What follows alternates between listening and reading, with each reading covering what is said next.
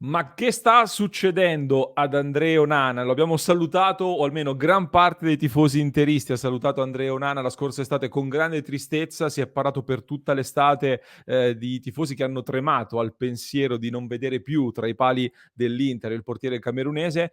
Al Manchester United un trasferimento da oltre 50 milioni di euro che però mediaticamente già oggi è molto discusso, o almeno un po' se ne sta parlando, diciamo così, eufemismo. Vogliamo capire meglio la situazione con un esperto di calcio inglese, di dati e non solo, il nostro Francesco Martire di FPL Italia. Ben ritrovato Francesco su Passione Inter, è sempre un piacere averti con noi. Ciao Lorenzo, grazie a te per l'ospitalità a tutti coloro che vi seguono. Francesco, FPL Italia, chi segue Passione Inter già vi conosce perché quando si parla di Premier League inevitabilmente si passa da voi, il canale italiano a cui fare riferimento quando si parla di Fantasy Premier League.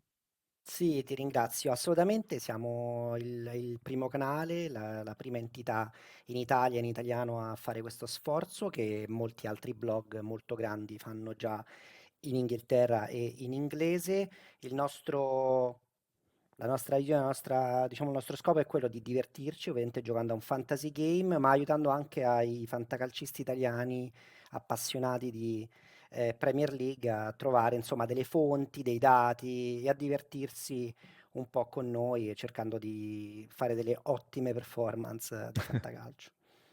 Ecco, allora io ne approfitto anche per lasciare in descrizione poi i riferimenti per seguire FPL Italia, lo consiglio a tutti gli appassionati, anche perché studiando i dati e in maniera così approfondita la Premier League ci puoi fornire uno sguardo molto attento sulle vicende del Manchester United e di Andrea Onana in particolare, di cui parliamo in questo episodio di oggi, invitando tutti i nostri ascoltatori e le ascoltatrici a lasciare un mi piace e ad iscriversi al canale, ovviamente.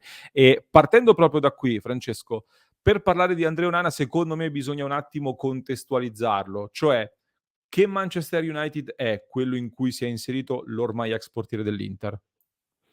Allora, è uno United sicuramente più stabile perché Ten Hag già è al secondo anno, ok? L'anno scorso anche è partito un po' così così lo United, però poi si è stabilizzato. È uno United la cui difesa non è particolarmente, non lo era molto forte l'anno scorso e non lo è particolarmente quest'anno. In questo inizio hanno anche subito degli infortuni, hanno dovuto cambiare più volte l'assetto, quindi una difesa che soffre. E uno United, tuttavia, che ha molta turbolenza interna. C'è stato prima l'addio di Ronaldo. Innanzitutto, qualche anno fa, l'introduzione di Ronaldo Cristiano ha creato parecchio subbuglio. Sai, un po' si parla del suo Sì. protagonismo anche nello spogliatoio che non piace proprio a tutti. Poi fu messo in panchina proprio da Ten Hag, poi se n'è andato, sappiamo il resto. Poi ci sono state diverse vicende, quella anche un po' brutte di cronaca, quella legata a Greenwood e più di recente a Anthony, il brasiliano, che riguardano questioni, insomma, legali Sì. piuttosto brutte, che sicuramente scuotono l'ambiente nonostante la società abbia preso distanze dai giocatori. E poi ecco, alcuni acquisti, tra cui quello proprio di Onana, che hanno fatto discutere già in pre-season perché c'erano grandissime speranze sul portiere, però andava a, diciamo, a prendere il posto di due guanti giganteschi, come l'hanno definito anche la stampa di Manchester, quelli di David De Gea, che è stato un portiere storico a questo punto dello United.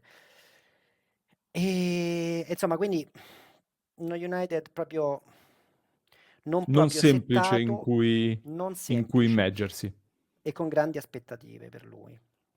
Ecco, grandi aspettative, vista anche la cifra spesa, quindi inevitabilmente fin da subito tanti tifosi si aspettavano un impatto di un certo tipo, che alla resa dei conti invece, parlando in maniera specifica proprio di Onana, che impatto è stato quello con il mondo United e con la Premier League secondo te, Francesco? Allora, diciamo i risultati, al netto dei risultati, non un impatto facile, non un impatto interamente positivo. La stampa inglese, Lorenzo, tende a pompare un po', diciamo la Premier, no, inevitabilmente fa un po' di nazionalismo spicciolo se vuoi. Quindi, la stampa inglese tende a dire che ovviamente questa è tutta un'altra pressione rispetto a quella che riceveva l'Inter, pur essendo l'Inter un grande club, però lo United, la storia che ha, quindi stampa inglese a me sembra un po' di parte in questo. E le sue performance iniziali non sono buone, c'è molta critica e quell'erroraccio fatto in Champions League contro il Bayern, insomma, ha attirato veramente tante tante critiche, anche Guarda, di scusami se ti bandierelli ostili. interrompo su Scusami, vai. questo. No, perché citavi la stampa, mi è rimasto impresso qualche ora fa, nel club di Passione Inter, il nostro Domenico ha condiviso un articolo, credo del Daily Mail, se non sbaglio, hanno dedicato addirittura un articolo al fatto che ad Onana sono cadute le chiavi della macchina dalle mani nel parcheggio del centro sportivo e hanno ironizzato sui problemi di presa con le mani. Siamo a questi livelli qua. Bravissima, è diventato un po' un target. Poi appunto quell'errore lì ha visto non solo varie critiche, puoi immaginare internet Sì. esplosa, però anche Rio Ferdinand, sai, una bandiera, insomma, si è pronunciato con parole forti rispetto, ha detto qualcosa tipo adesso comincia però a parare. Quindi Mh. insomma non c'è un'area, una maretta un po' intorno a Onana. Sicuramente voi lo rimpiangete perché ha fatto tantissimo all'Inter, in questo momento allo United forse azzardo rimpiangono un po' il vecchio David De Gea. Ecco, e questo è un'affermazione anche abbastanza forte considerando che poi De Gea nell'ultimo periodo sembrava, anche in calo e molti lo avevano messo alla porta ben volentieri.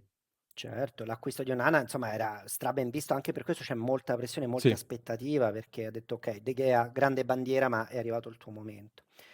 Ci hai portato Ah, dei numeri dimmi, anche Francesco, che esatto, condivido. esatto. Condivido la schermata.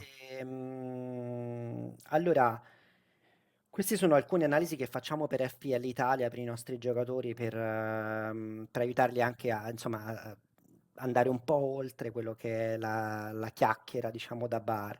Allora, fondamentalmente, se tu vedi, diciamo, le statistiche rispetto ai gol concessi già sono, insomma, sono importanti. 2 gol per partita. Nelle ultime 6 partite, lo United ha preso 14 gol. Ok, è andato al ritmo di 3 gol subiti quasi a partita. Tra l'altro ne ha presi, diciamo, 2 dal Tottenham che sono anche, ehm,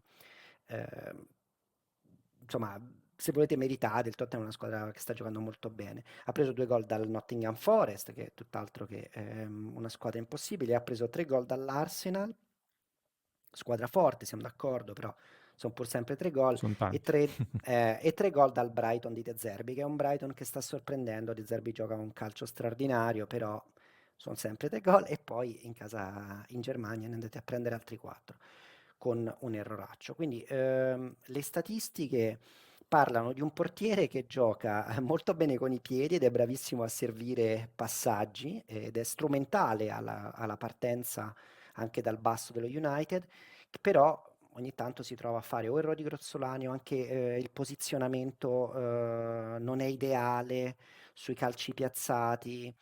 Quindi insomma un portiere che non para, appunto, dicono in alcuni articoli della stampa inglese.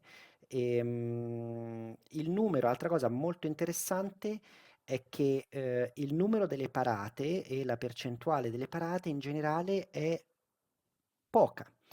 Ok, quello che vedi tu adesso in saves per game, la terza statistica, Sì. diciamo, del goalkeeping, del 67%. Innanzitutto, ovviamente, qui abbiamo comparato con De Gea, ma i numeri di De Gea sono molto più grandi e sono sparsi in un arco temporale più vasto, ma il 67% diciamo che non è molto, ok?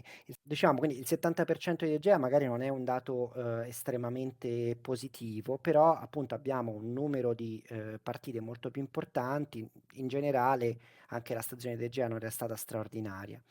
E, per il resto, diciamo, c'è questo discorso del posizionamento rispetto ai calci piazzati o ai calci da fuori, come quello appunto contro il Bayern. Insomma, adesso lo stanno un po' misurando su tutto e non sembrano misure per così dire gratificanti o comunque che vanno in suo favore. Se lo misurano poi anche con la caduta delle chiavi. Sì, abbiamo capito che l'accoglienza è stata tiepidina, ecco, e che quindi non è un momento semplice, ecco, per meglio dire, per Onana in questo momento. Ti faccio ultime 2 domande, Francesco. Possiamo dire quindi dal punto di vista del gioco coi piedi, comunque il vecchio Onana, quello che abbiamo imparato a conoscere all'Inter, trasportato nel Manchester United, qualcosa in più lo ha già dato rispetto a De Gea, quello si sta vedendo. È dal punto di vista proprio del Assolutamente. portiere puro che sta un po' mancando, quindi.